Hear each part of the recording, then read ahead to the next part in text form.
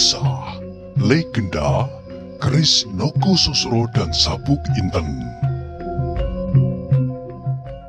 Selamat menikmati. Dalam kisah sebelumnya diceritakan, sebentar kemudian orang-orang yang dipanggil itu telah lengkap berkumpul di pendopo.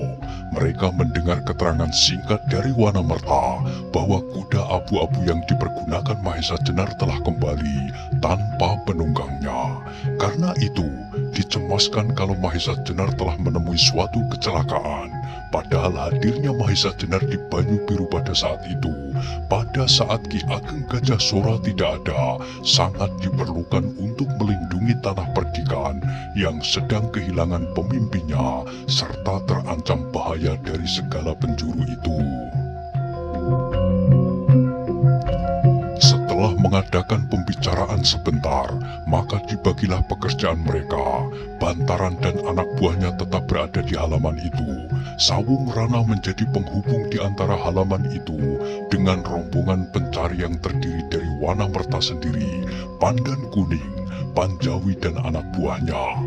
Mereka masing-masing telah menyiapkan alat-alat untuk mengirimkan tanda-tanda bahaya apabila setiap saat diperlukan.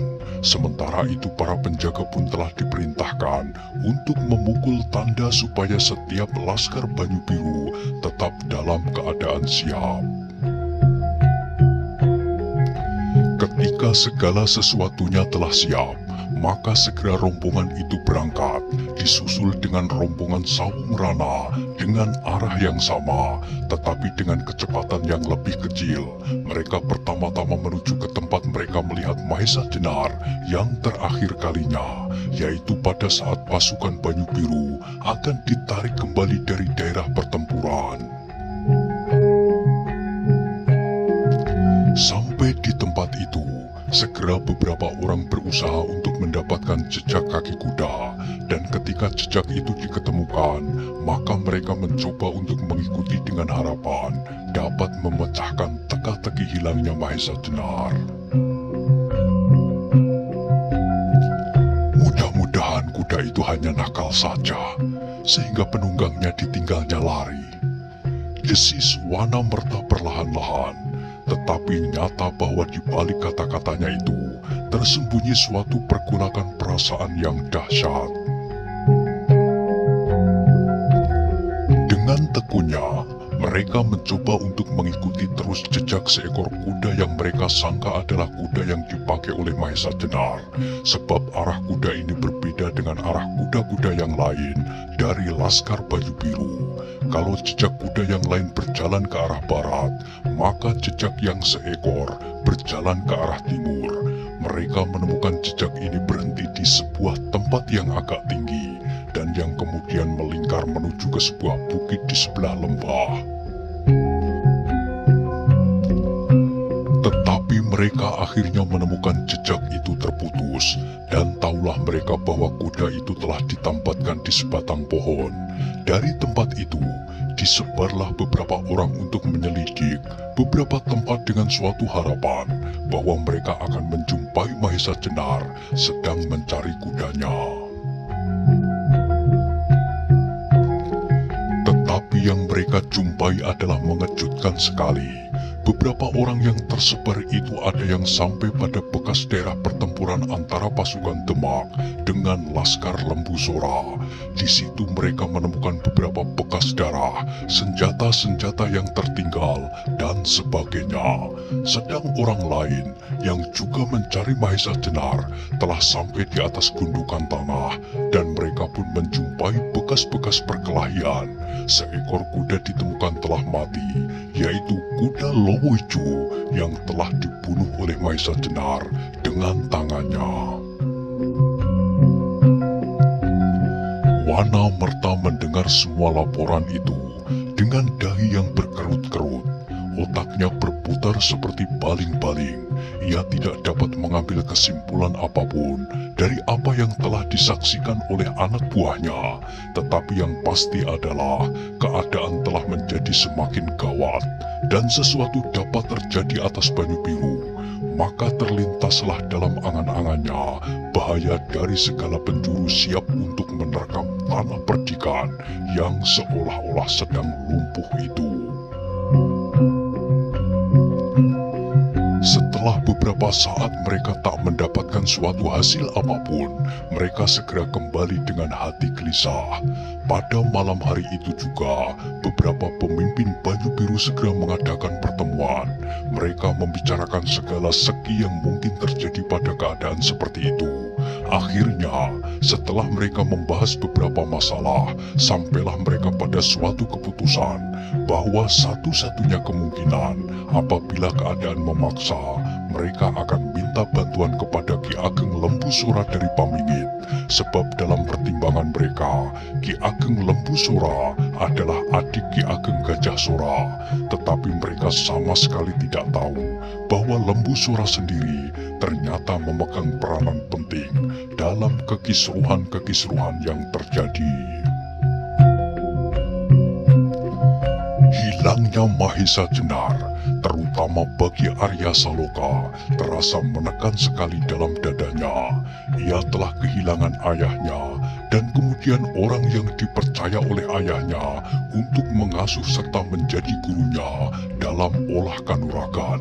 Di samping itu, Mahesa Jenar adalah kawan bermain-main yang menyenangkan.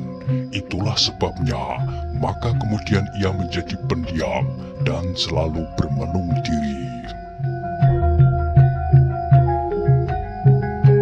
Ibunya yang tidak kalah sedihnya, namun yang selalu berusaha untuk menghiburnya, kadang-kadang menjadi sangat cemas melihat perkembangan Arya dari hari ke hari. Ia lebih senang menyendiri dan pergi ke tempat-tempat yang sepi. Kadang-kadang malahan ia sama sekali tidak mau tidur di dalam rumah. Tetapi untuk beberapa malam, Arya Saloka tidur di halaman belakang. Wana Merta, Panjawi dan lain-lainnya juga telah berusaha sedapat-dapatnya untuk menggugah kegembiraan Arya, tetapi usaha mereka sama sekali tak berhasil, sehingga akhirnya mereka hanya dapat menyaksikan dengan hati cemas atas sifat-sifat Arya yang telah berubah itu. Dalam pada itu, apa yang telah terjadi dengan Mahesa Jenar? Pada saat Mahesa Jenar terpelanting ke dalam jurang, ia menjadi tidak sadarkan diri dan tidak tahu apakah yang telah terjadi. Tetapi pada saat ia membuka matanya, ia telah berada di dalam sebuah pondok yang kecil, beratap daun ilalang. Pada saat itu, kepalanya rasanya telah retak, dan perasaan nyeri telah menjalar ke seluruh tubuhnya. Ketika Mahesa Jenar mencoba untuk bergerak, sendi-sendi tulangnya terasa sakit bukan main. Akhirnya, ia terpaksa mengurungkan niatnya untuk bergerak dan bangun. Yang dapat dilakukannya pada saat itu hanyalah menggerakkan kepalanya untuk melihat-lihat seluruh isi rumah itu. Tetapi di dalam rumah itu tak dilihatnya barang apapun kecuali bali-bali tempat ia berbaring, paga bambu dengan sebuah kendi dan jelupak minyak di atasnya, cangkul di sudut, dan parang pemotong kayu terselip di dinding.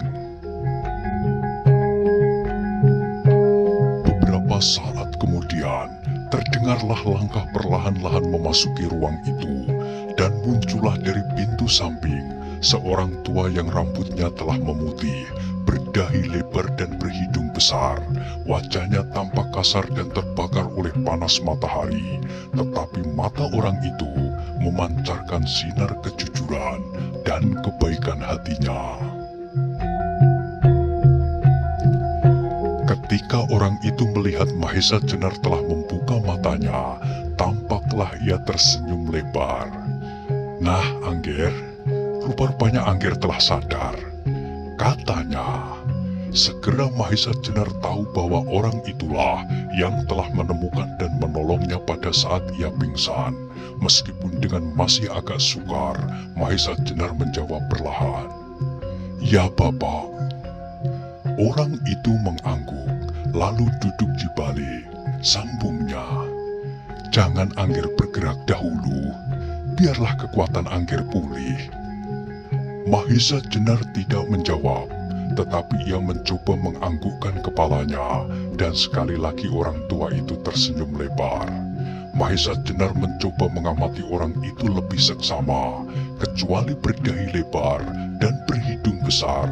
Memang orang itu sama sekali tidak tampan, tetapi tubuhnya adalah tubuh idaman bagi setiap lelaki. Mungkin karena ia harus bekerja keras untuk mencukupi kebutuhannya setiap hari, maka badannya masih tampak segar dan kuat. Ototnya kokoh menjalar hampir ke seluruh bagian tubuhnya. Orang tua itu, meskipun tidak begitu tinggi, tetapi tidak pula tergolong pendek.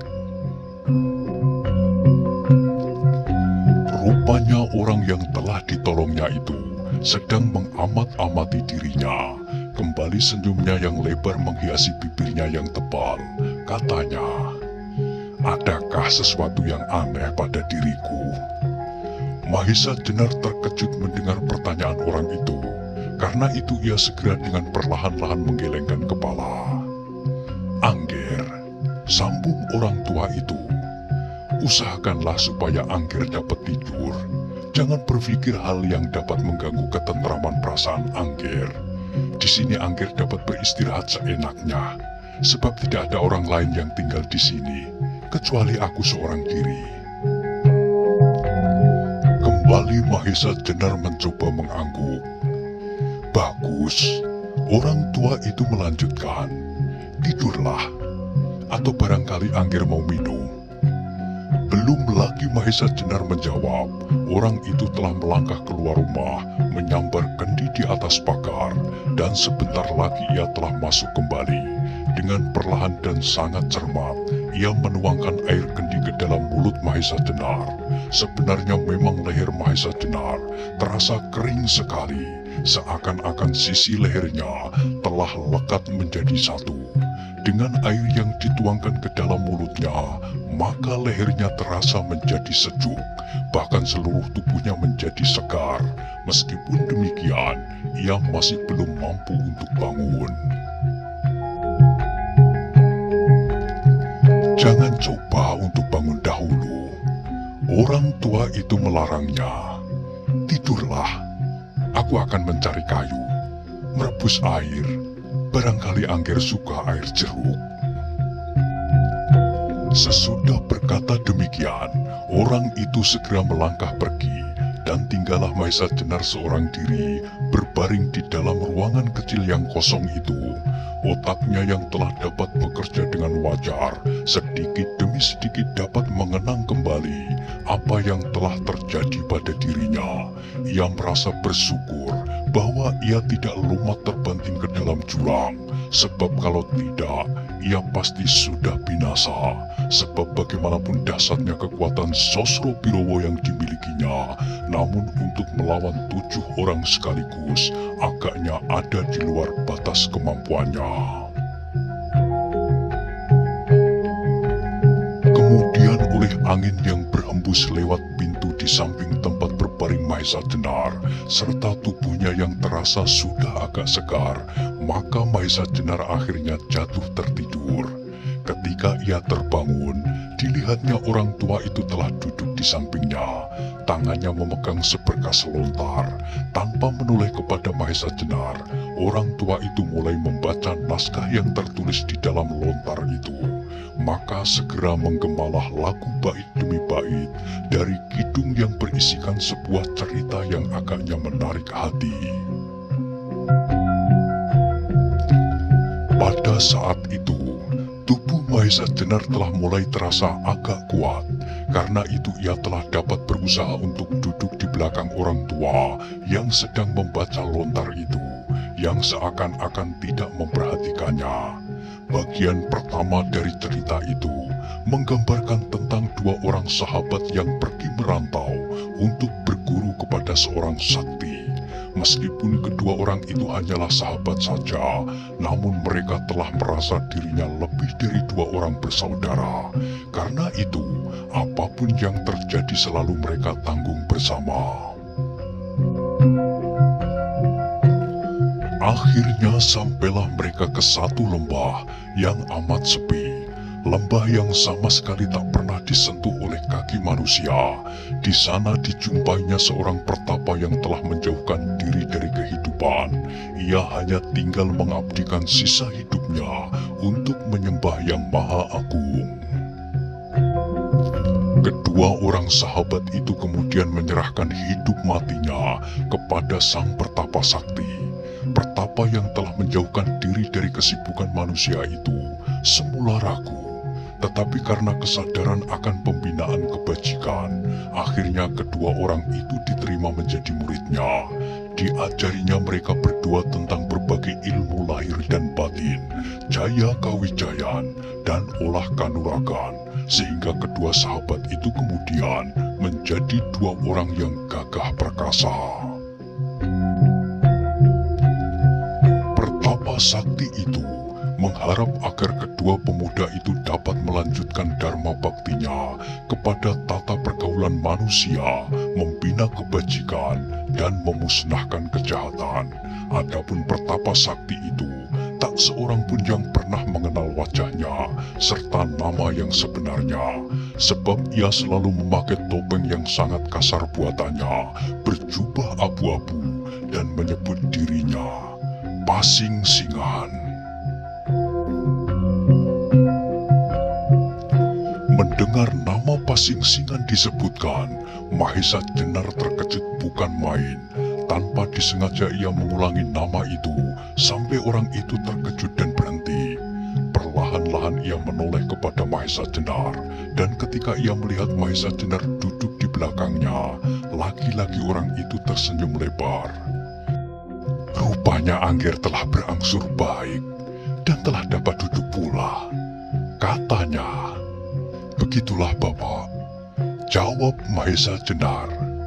Tetapi agaknya, adakah yang menarik perhatian Angger dalam cerita ini? Tanya orang tua itu kemudian. Tetapi ketika Mahesa Jenar akan menjawab, terdengar orang itu melanjutkan. Aku pernah mendengar, kata orang, bahwa lagu dapat dipergunakan untuk banyak tujuan. Dalam peperangan, lagu dapat membangkitkan semangat bertempur dan berkorban. Seorang prajurit yang telah kehilangan semangat akan bangkit keberaniannya apabila ia mendengar sangkakala dalam irama yang menggelora.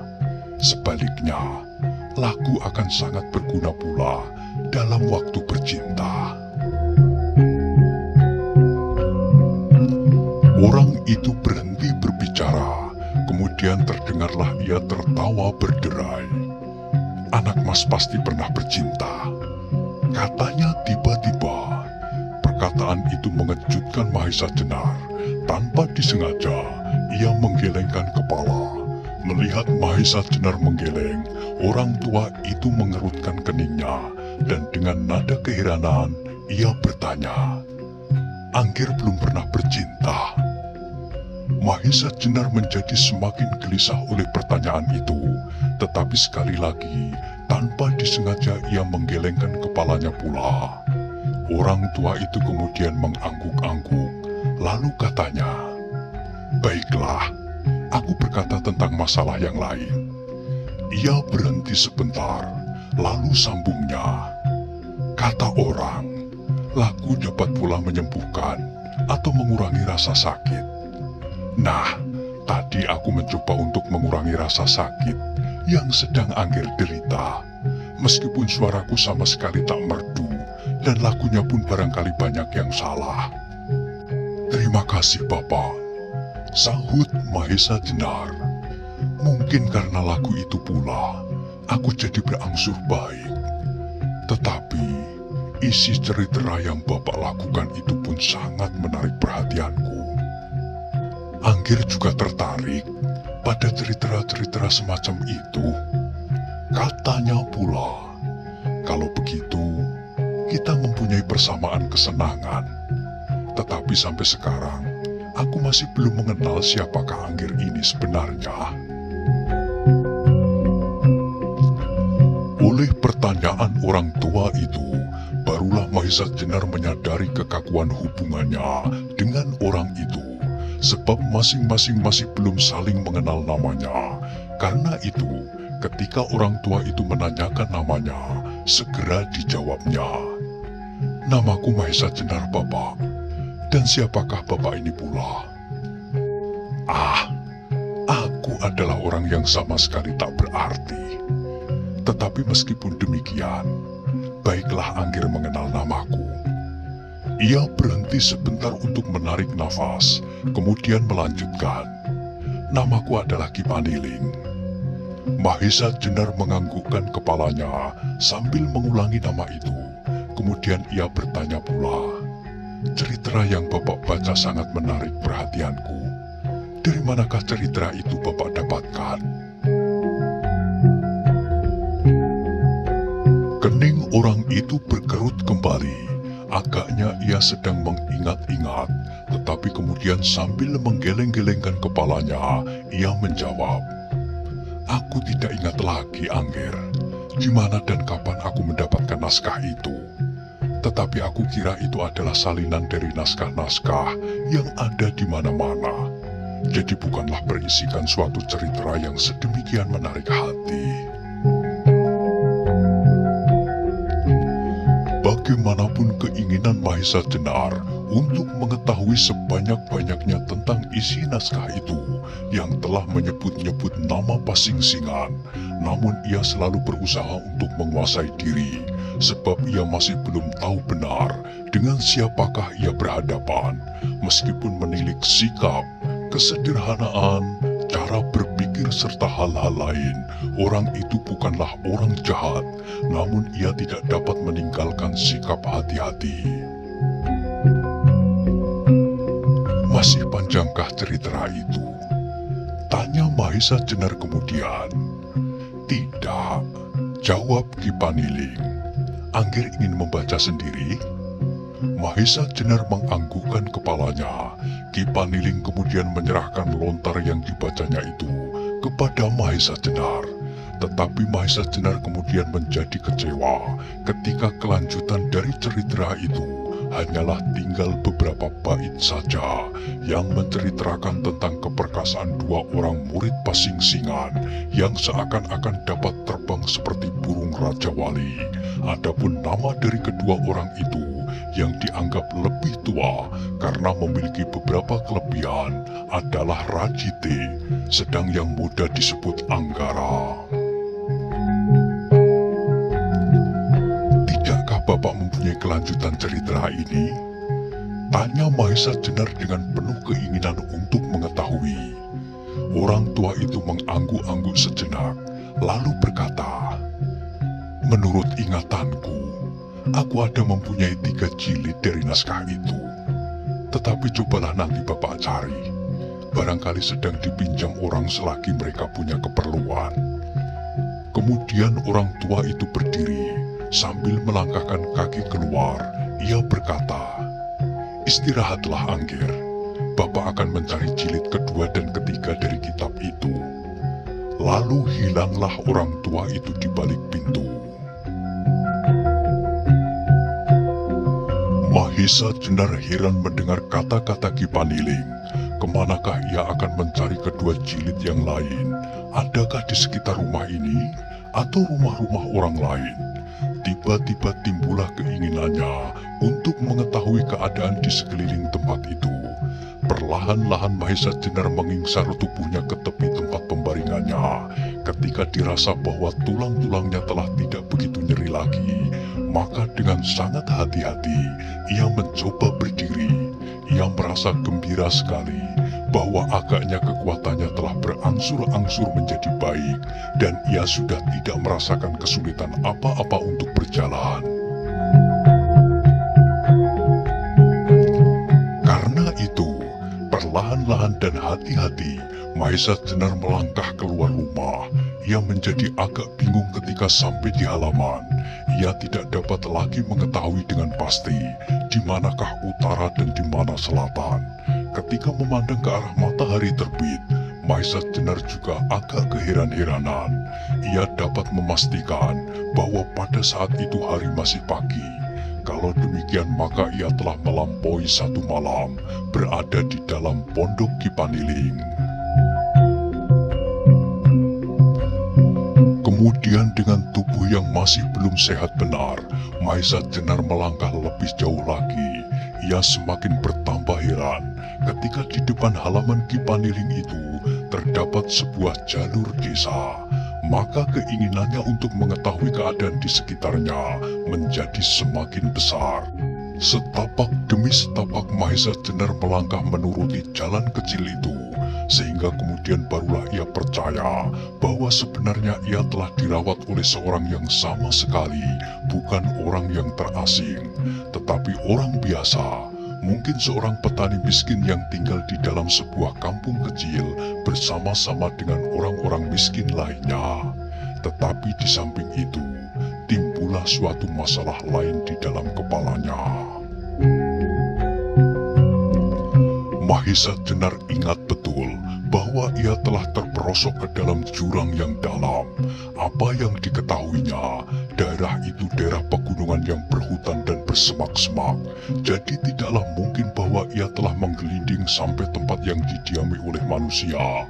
Memang mungkin pada saat itu, Ki Paniling sedang mencari kayu misalnya, lalu menemukannya. Tetapi membawa seseorang sebesar dirinya di tempat yang bergunung-gunung dan bertebing-tebing curam adalah sangat sulit.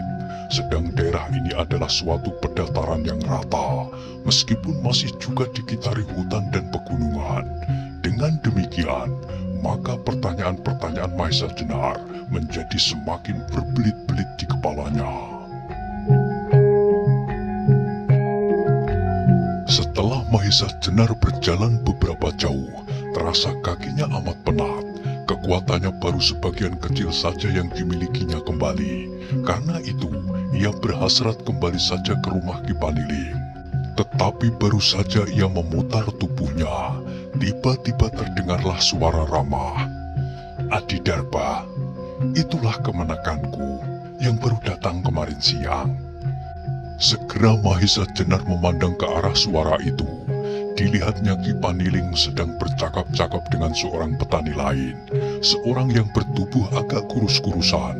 Dan seperti kebiasaan para petani, wajahnya memancarkan isi dadanya dengan terbuka. Orang yang dipanggil Darba itu kemudian tertawa. Tertawanya terdengar seperti suara air yang memancar dari mata airnya, bersih dan tanpa maksud-maksud yang tidak wajar. "Kemenakanmu tampak begitu tampan dan gagah, Kakang Paniling. Aku jadi agak heran," katanya dengan jujur. Ki Paniling tersenyum lebar. Jawabnya, "Aku tidak tahu. Bagaimana aku dapat mempunyai kemenakan segagah dia?" Kemudian kedua orang itu sama-sama tertawa. Mau tidak mau Mahesa Jenar berusaha untuk tertawa pula, serta mengangguk hormat kepada mereka. "Mahesa Jenar," kata Ki Paniling yang memanggilnya tanpa sebutan seperti lazimnya orang memanggil kemenakannya. "Inilah pamanmu Darba. Ia termasuk salah seorang cikal bakal kampung ini sesudah aku.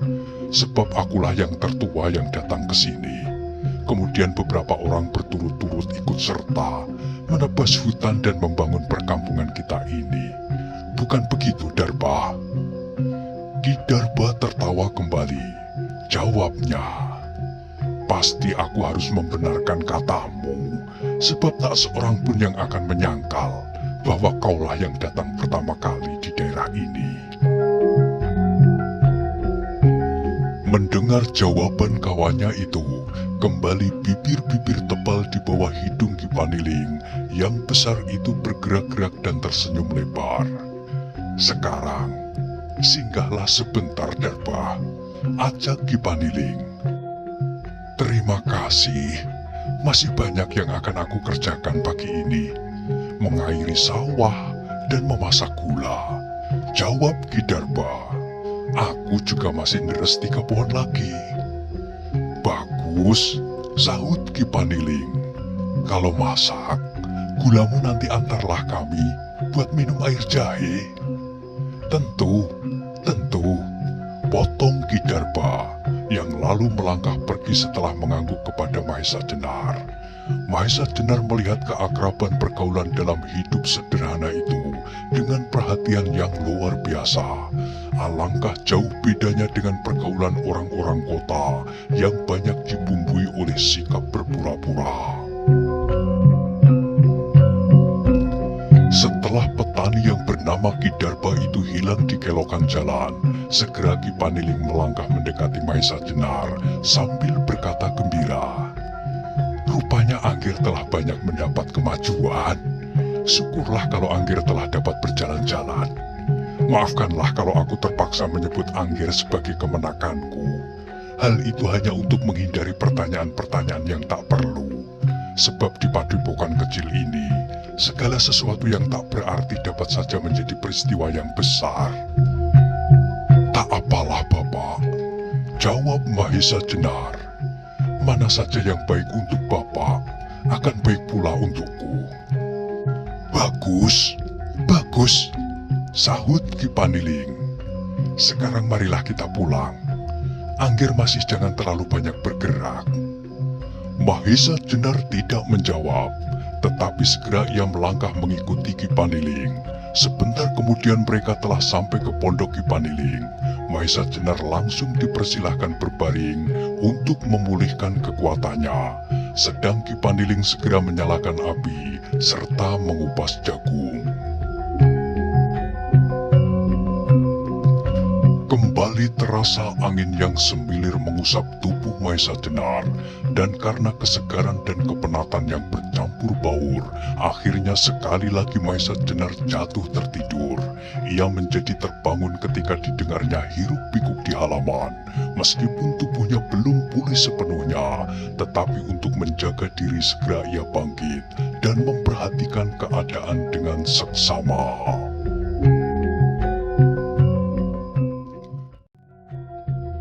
Luar, didengarnya beberapa suara orang laki-laki menyebut-nyebut namanya, tetapi kemudian ia menjadi tersenyum sendiri, namun juga dihinggapi oleh perasaan gelisah. Orang-orang itu ternyata adalah sahabat-sahabat Ki Paniling yang telah mendengar kabar bahwa kemenakannya datang mengunjungi kampung mereka yang kecil dan terpencil ini. Karena itulah mereka memerlukan datang untuk mengucapkan selamat datang serta menyampaikan salam perkenalan. Ki Paniling sendiri agaknya menjadi kerepotan untuk memberi penjelasan kepada sahabat-sahabatnya tentang kemenakannya. Tetapi rupanya ia cerdik juga supaya tidak ada salah keterangan dengan Mahesa Jenar. Sengaja ia berbicara keras-keras dengan harapan bahwa dongengannya itu didengar pula oleh Mahesa Jenar. Kata Ki Paniling, "Adik-adik sekalian, kemenakanku ini datang dari daerah yang jauh sekali. Ia pada saat-saat yang lampau telah pergi merantau hampir ke seluruh sudut bumi. Yang terakhir ia mengabdikan dirinya di pusat kerajaan, yaitu pada Sultan Demak.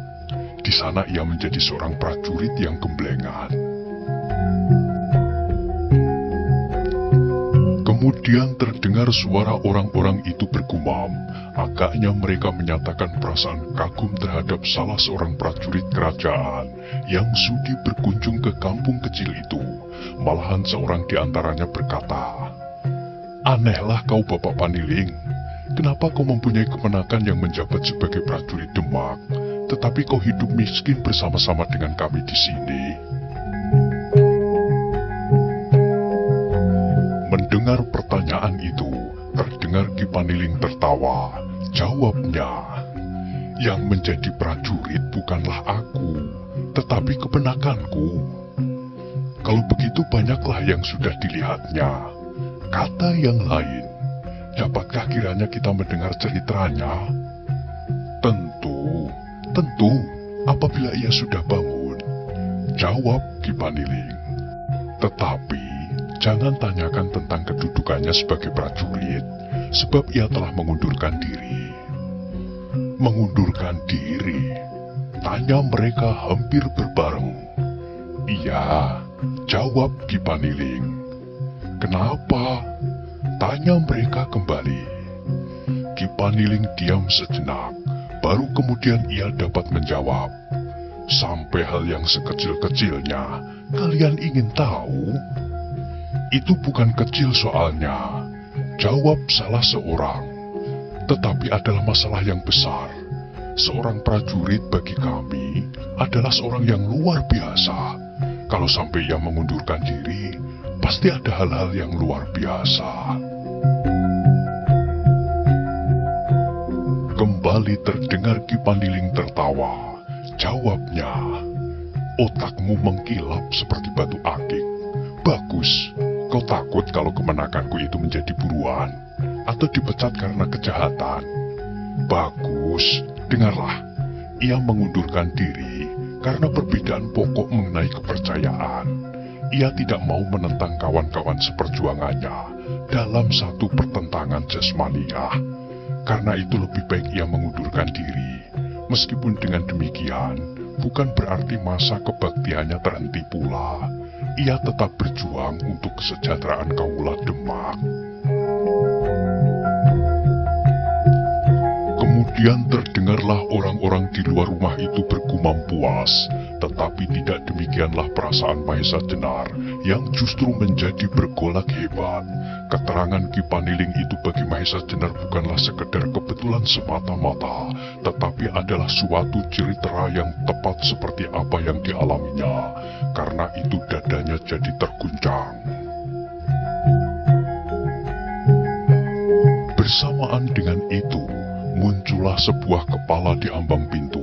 Sedemikian tiba-tiba sehingga Mahesa Jenar menjadi terkejut. Hampir saja ia meloncat menangkapnya. Tetapi untunglah dalam sekejap kepala itu telah lenyap kembali, disusul dengan suara seseorang. Kakang Paniling, kemenakanmu telah bangun. Jawab Ki Paniling.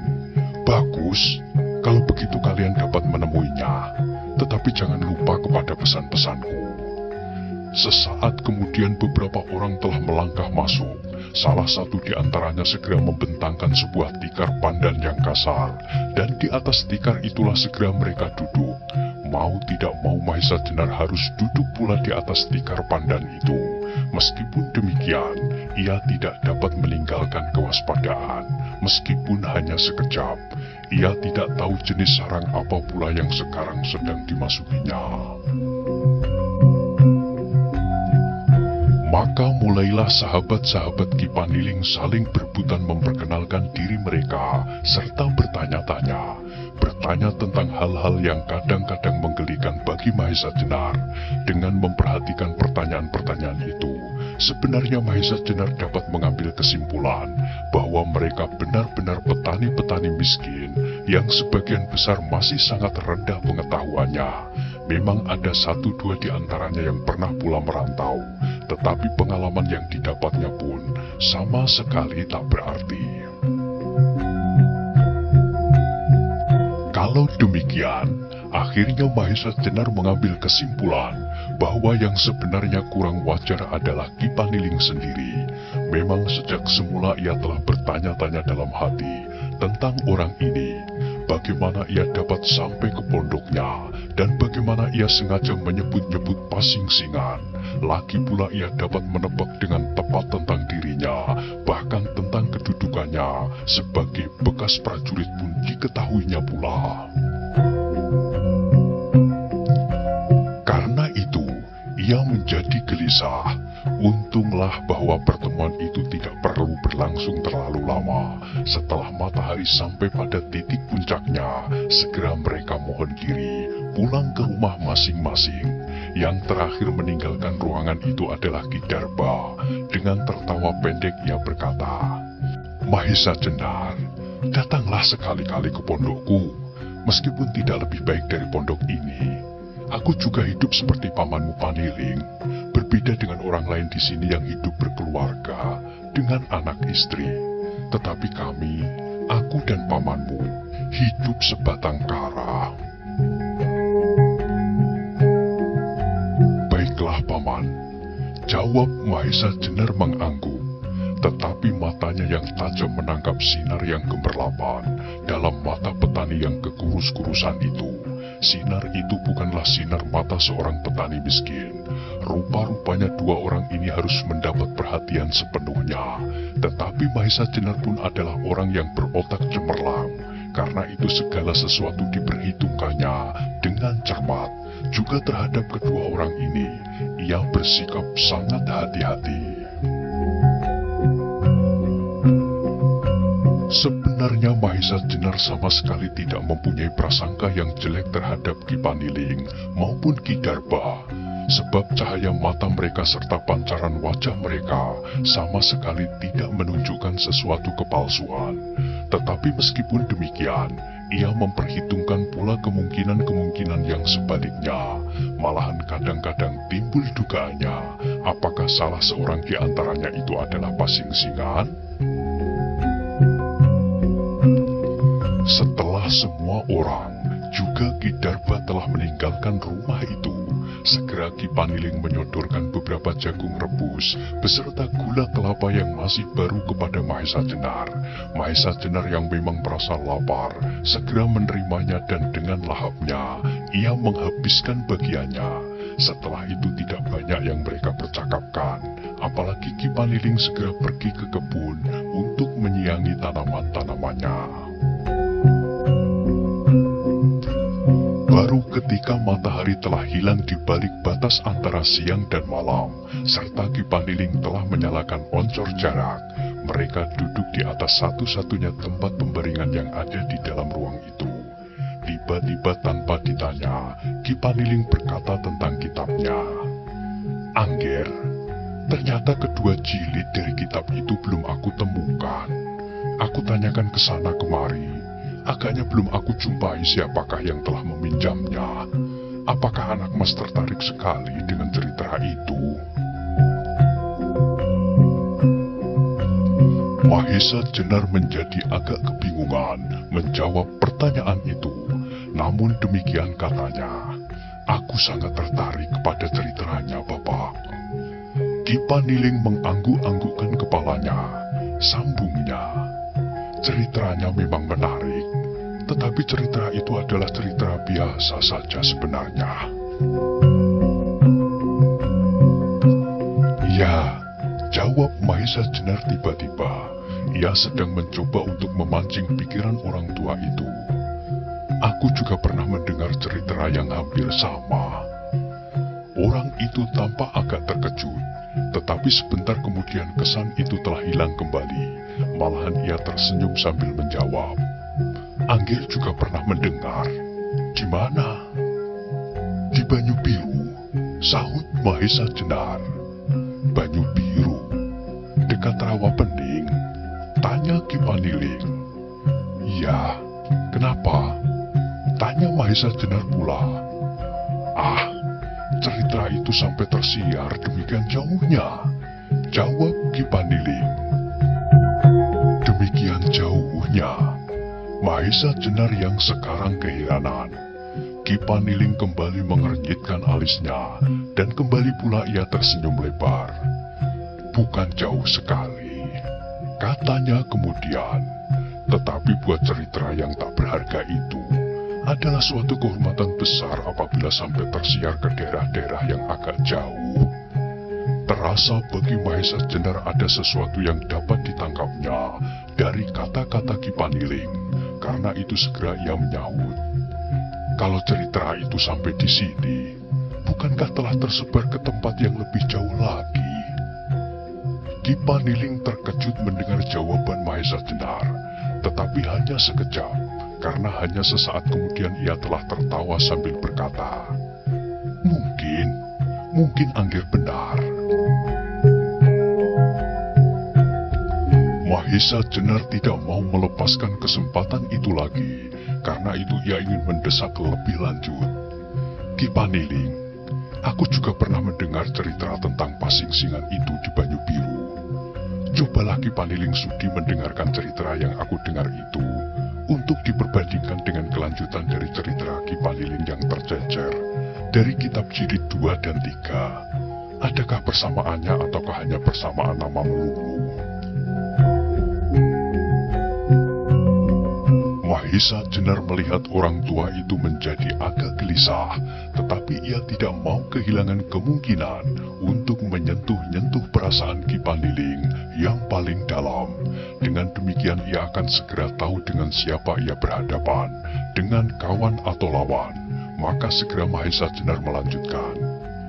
Menurut cerita yang tersebar luas di Banyu Biru, tidak saja yang tertulis di lontar-lontar, tetapi bahkan telah menjadi cerita rakyat yang tersebar dari mulut ke mulut, mengatakan bahwa Pasingsingan sama sekali bukanlah seorang yang baik hati, bukan seorang yang pasrah diri kepada Yang Maha Agung. Ia sama sekali tidak mengagungkan kebajikan, apalagi mempunyai dua orang murid yang bernama Radite dan Anggara. Tetapi Pasingsingan adalah orang yang sama sekali berlawanan dengan sifat-sifat itu. Ia mempunyai murid-murid yang sama jahatnya dengan dirinya sendiri, yang menamakan dirinya sebagai nama pahlawan, yaitu Lowoiju, Wadas Gunung dan Watu Gunung.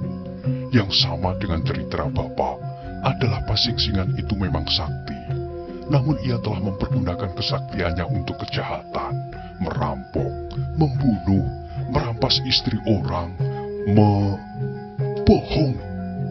Tiba-tiba Ki Paniling berteriak keras, wajahnya jadi tegang dan merah. Mahesa Jenar terkejut mendengar teriakan itu. Cepat ia hendak bangkit ketika dilihatnya wajah Ki Paniling menyala. Mahesa Jenar sadar bahwa hal yang tak dikehendaki bisa terjadi, karena itu ia cukup waspada. Tiba-tiba tangan Ki Paniling terjulur untuk menangkap baju Mahesa Jenar.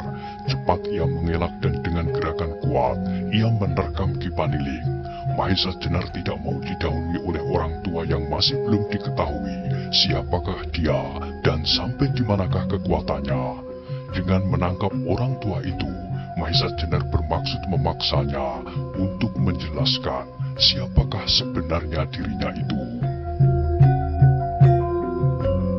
Tetapi Mahesa Jenar terkejut bukan kepalang ketika ia sama sekali tak berhasil menyentuh Ki Paniling dalam tempat yang demikian sempitnya. Bahkan tiba-tiba terasa tangannya terpilin dan lenyaplah segenap kekuatannya yang memang belum pulih seluruhnya. Tetapi bagaimanapun, ia merasa bahwa Ki Paniling mempunyai kekuatan yang jauh di atas kemampuannya. Bahkan andai kata kekuatannya sama sekali tak terganggu sekalipun, namun orang tua itu akan dapat dengan mudah menangkapnya. Mengalami peristiwa itu, Mahesa Jenar segera teringat kepada pertemuan-pertemuannya dengan Ki Ageng Pandan Alas, Ki Ageng Sora Dipayana yang juga sama sekali tak diduganya. Dengan demikian ia dapat mengambil suatu kesimpulan bahwa orang ini pun pasti tergolong angkatan itu pula. Kalau saja orang ini Pasingsingan, entahlah apa yang akan terjadi atas dirinya. Tetapi tiba-tiba terasa tangkapan pada tangannya itu semakin kendor, bahkan akhirnya dilepaskan. Dan dengan keheran-heranan, Mahesa Jenar melihat Ki Paniling itu membanting diri di atas bale-bale, yang kemudian dengan kedua telapak tangannya menutupi mukanya. Mahesa Jenar jadi ragu dan tidak tahu apa yang akan dilakukannya. Tetapi suatu kelegaan telah membersih di hatinya, sebab jelas orang tua itu sama sekali tak bermaksud jahat kepadanya. Setelah beberapa saat suasana ruangan sempit itu dicekam oleh kesepian yang tegang, maka perlahan-lahan Ki Paniling mengangkat mukanya. Muka yang tadi tampak merah membara, kini menjadi pucat keputih-putihan, bahkan dari matanya memancar sinar duka. Mahesa Jenar jadi merasa bahwa ia telah berbuat sesuatu yang menyebabkan orang tua itu susah. Maka katanya, "Maafkan aku, Bapak. Barangkali aku telah berbuat suatu kesalahan." Tiba-tiba Ki Paniling tersenyum lebar, namun senyumnya adalah senyum yang pahit. "Tidak, Angger. Angger tidak berbuat suatu kesalahan. Tetapi akulah yang bodoh. Sebagai orang tua aku telah berbuat sesuatu yang memalukan. Tetapi ada sebabnya. Mata orang tua itu semakin membayangkan kedukaan yang dalam. Hanya kadang-kadang saja ia memandang kepada Mahesa Jenar, tetapi kemudian kembali matanya menatap ke titik-titik, jauh tak terhingga. Lewat pintu rumah kecil yang belum ditutup itu, terasa angin malam menghembus halus, menggoyang-goyang nyala pelita jarak yang melemparkan cahaya suram ke segenap arah. Untuk beberapa lama mereka berdua masih berdiam diri. Perlahan-lahan, Mahesa Jenar pun kemudian duduk kembali di samping Ki Paniling. "Angger," kata Ki Paniling kemudian memecah sepi. "Maksudku hanya ingin mengatakan bahwa cerita yang Angger dengar itu sama sekali tidak benar. Atau barangkali lebih baik aku katakan bahwa cerita itu tidak sama dengan cerita di dalam kitab-kitabku. Mungkin benar kata Angger bahwa kedua cerita itu ditulis oleh orang yang tidak sama. Hanya kebetulan nama tokoh-tokohnya sajalah yang bersamaan." "Demikianlah Bapak," jawab Mahesa Jenar. "Cerita itu bukanlah tidak mungkin bersamaan nama."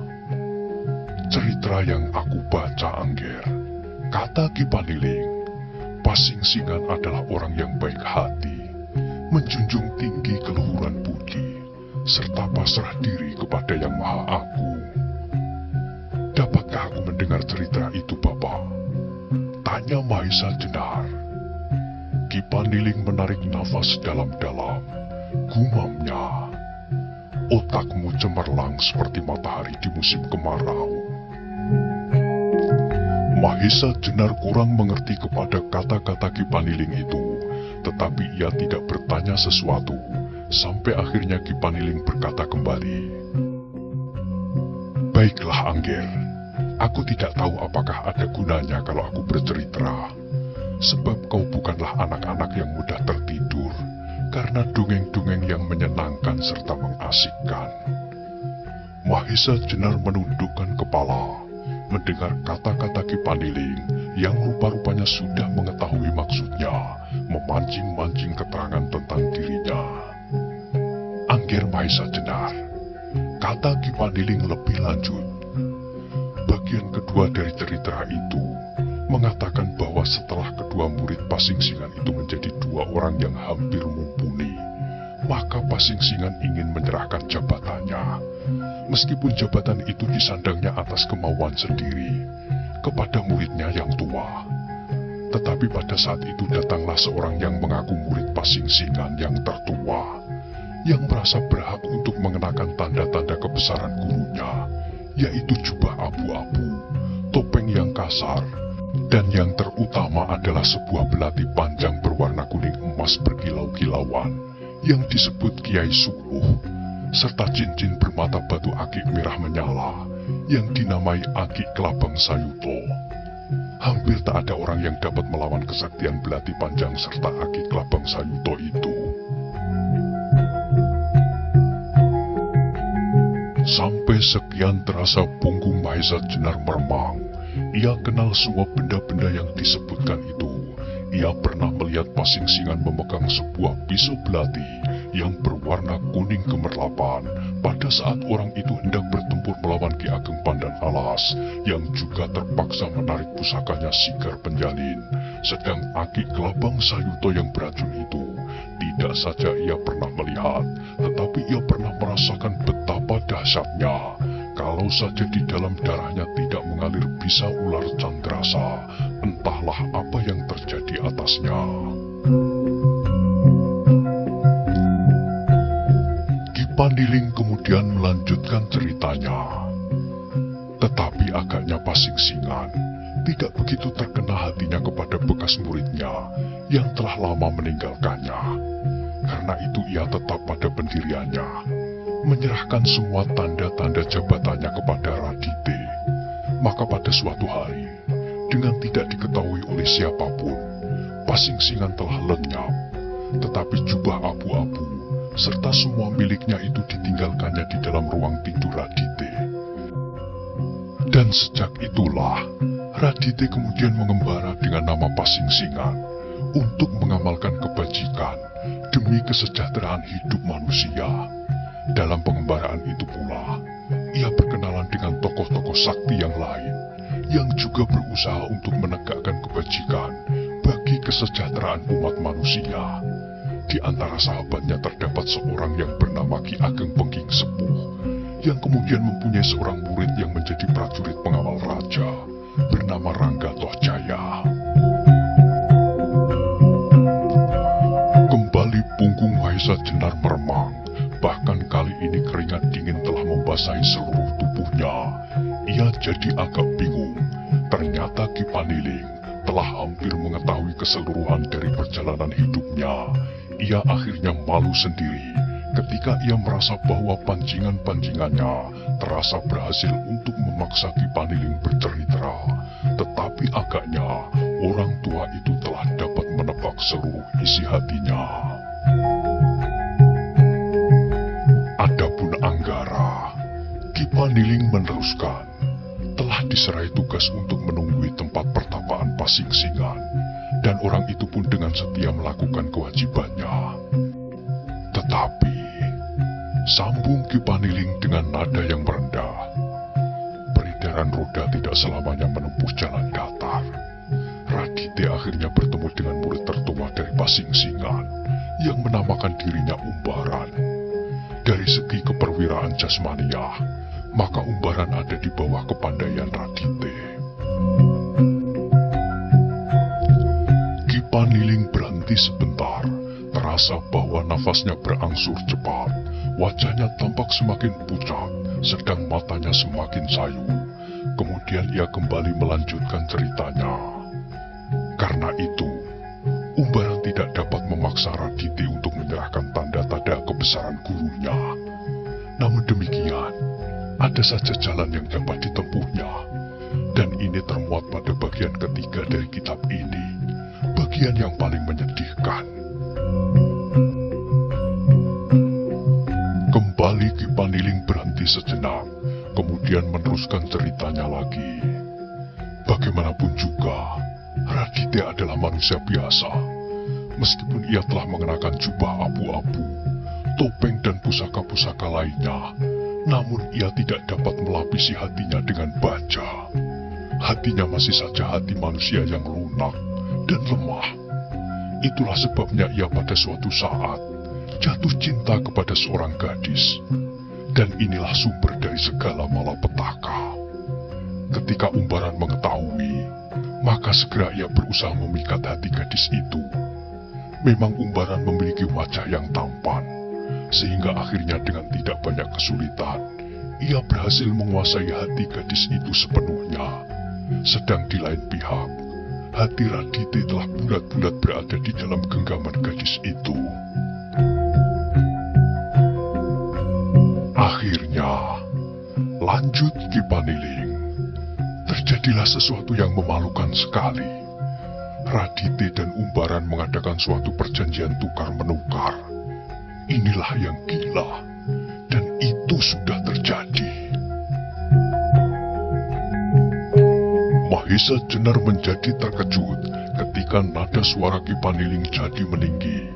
Hampir berteriak ia berkata, "Itu sudah terjadi, dan tak dapat dicabut kembali."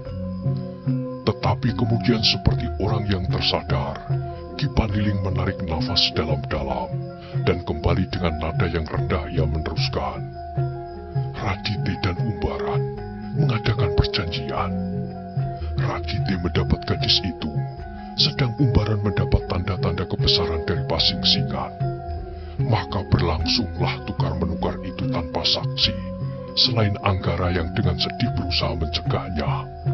Tetapi tukar-menukar itu tetap berlangsung, dengan hati jantan dan tanggung jawab bagi Radite. Itulah sebabnya, maka ia akan mentaati perjanjian itu untuk seterusnya. Tetapi kemudian, menyusulah kejadian yang semakin menghimpit hati. Radite sebenarnya sangat menyesal atas perjanjian itu.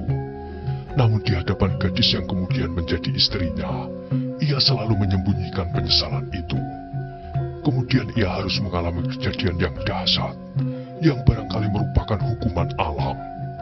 Gadis yang memang sebenarnya sama sekali tak mencintainya itu, sebab hatinya telah terampas oleh umbaran, akhirnya menjadi sakit-sakitan dan meninggal dunia. Kejadian ini merupakan pukulan yang maha dahsyat dalam kehidupan Radite yang telah gagal itu. Gagal dalam pengabdiannya kepada umat manusia, dan gagal dalam pemanjaan nafsu pribadi. Ki Paniling berhenti berkata, wajahnya menjadi semakin pucat, dan tiba-tiba di matanya tampak mengembang sebutir air mata. Mahesa Jenar kini telah menjadi jelas dengan siapa ia sedang berbicara. Karena itu, tiba-tiba ia berdiri dan membungkuk hormat. Katanya, jadi tuanlah sebenarnya yang berhak menyebut diri Pasingsingan. Ki Paniling mengangkat mukanya. Ia mencoba tersenyum, meskipun betapa pedihnya. Dengan terputus-putus ia menjawab, tak usah kau sebut itu. Bukankah hal itu yang kau ingin ketahui? Bukankah segala sesuatu masih belum terlambat? Kata Mahesa Jenar kemudian, Tuhan masih dapat menghentikan perbuatan-perbuatan jahat dari umbaran yang kemudian bernama Pasingsingan itu. Ki Paniling atau yang sebenarnya bernama Radite itu menggelengkan kepalanya. Tidak dapat, sebab pada suatu kali datanglah guru kepadaku. Meskipun aku sama sekali tidak dapat melihatnya, tetapi aku kenal suaranya. Ia berkata kepadaku, Radite, nama Pasingsingan telah kau korbankan. Kau tak perlu bersusah payah untuk memperbaikinya kembali. Sebab sekali nama itu ternoda, buat selamanya tak akan dapat menjadi bersih, sebersih semula. Karena itu, biarkanlah nama itu bernoda untuk seterusnya. Sebab setiap kali nama itu disebutkan, setiap kali kau akan teringat kepada kesalahanmu. Itu adalah hukumanku yang paling berat, hukuman yang hampir tak tertanggungan. Karena itu kemudian aku menyembunyikan diri, menjauhkan diri dari setiap kemungkinan untuk dapat mendengar nama Pasingsingan. Tetapi bagaimanapun juga, bendungan itu akan tembus pula. Dan aku sedang mencari saluran untuk mengatakan seluruh gelora yang bergulung-gulung di dalam dadaku. Sampai pada suatu kali aku temukan kau. Aku kenal kau karena caramu bertempur melawan 7 orang di bukit sebelah Banyu Biru. Aku mendengar salah seorang menyebutmu Rangga Tohjaya. Dan aku pernah pula mendengar nama Rangga Tohjaya sebagai prajurit pengawal raja. Kembali mereka berdiam diri dalam kesibukan angan-angan masing-masing. Tiba-tiba saja Mahesa Jenar teringat kepada orang yang berjubah abu-abu dan yang telah berhasil mengambil keris-keris Kiai Nogososro dan Kiai Sabuk Inten. Karena itu, tiba-tiba ia bertanya, bagaimanakah kalau ada seorang lagi yang menyatakan dirinya sebagai Pasingsingan? Mendengar pertanyaan Mahesa Jenar itu, Ki Paniling terkejut bukan buatan, sehingga wajahnya berubah hebat. Dengan pandangan yang mengandung 1000 macam pertanyaan, ia berkata, adakah orang lain yang kau kenal sebagai Pasingsingan pula? Kemudian Mahesa Jenar menceritakan apa yang pernah dilihatnya pada saat hilangnya Kiai Nogososro dan Kiai Sabuk Inten, dan tentang orang yang berjubah abu-abu yang mengambil kedua keris itu. Ki Paniling mendengarkan cerita Mahesa Jenar dengan wajah tegang, alisnya tampak berkerut-kerut. Akhirnya ia bertanya, kau lihat orang itu bertopeng pula? Itu yang tidak aku ketahui, jawab Mahesa Jenar. Tampaklah wajah Ki Paniling semakin tegang. Pikirannya bekerja keras, namun ia pun agaknya tidak dapat menduga siapakah yang telah berjubah abu-abu itu. Tiba-tiba bertanyalah Mahesa Jenar, Tuan, bolehkah aku mengetahui di manakah murid yang seorang lagi dari Pasingsingan itu? Mendengar pertanyaan Mahesa Jenar itu, Tiba-tiba wajah Ki Paniling agak mengendor, bahkan kemudian ia tersenyum lebar. Adakah kau menduga bahwa murid yang satu itu menamakan diri Pasingsingan pula? Mahesa Jenar menjadi agak kebingungan. Memang mula-mula ia mempunyai dugaan bahwa hal itu mungkin sekali, tetapi setelah ia menerima pertanyaan itu, ia menjadi ragu. Jawabnya, "Bukan maksudku untuk berkata demikian, Tuan. Kalau kau mempunyai dugaan yang demikian pun, adalah wajar sekali," jawab Ki Paniling. Tetapi sayang, bahwa dugaan itu meleset, sebab Anggara itu berada di sini pula. Mendengar jawaban Ki Paniling, segera Mahesa Jenar teringat kepada sinar mata yang berkilat-kilat dari orang yang menamakan dirinya Ki Darba. Karena itu segera ia menjawab pula, "Apakah yang menamakan dirinya Paman Darba itulah orangnya?" Belum lagi Ki Paniling menjawab, terdengarlah suara tertawa di luar, di depan pintu, sampai Mahesa Jenar agak terkejut. Kedatangan seseorang sampai jarak yang sedemikian dekatnya tanpa diketahui adalah suatu hal yang jarang terjadi. Ketika Mahesa Jenar menoleh ke arah pintu, dilihatnya orang yang menamakan dirinya Ki Darba itu telah berdiri di sana dengan wajah bening, sebening air yang memancar dari mata airnya. Kemudian Ki Darba berkata lirih, seperti kepada dirinya sendiri, mengulangi kata-kata Ki Paniling. "Otakmu cemerlang seperti matahari di musim kemarau." Nah, bagaimanakah kisah selanjutnya? Silakan ikuti terus kisah legenda Keris Nogososro dan Sabuk Inten pada episode berikutnya. Sampai jumpa.